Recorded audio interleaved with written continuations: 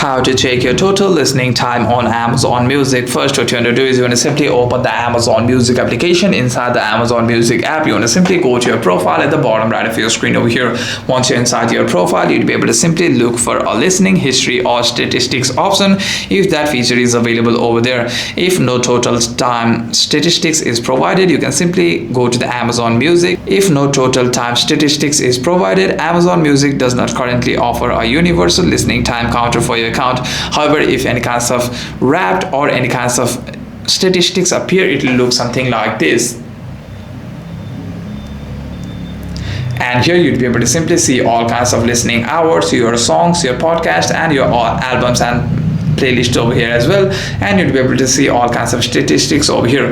If this feature is not available for your account, what you can also do is you can simply check your daily screen time if you constantly listen to Amazon Music, and you'll be able to simply make your assimilation from there. I hope this video was helpful, and if you have any further questions, make sure to leave a comment down below, and I'll see you guys on the next one.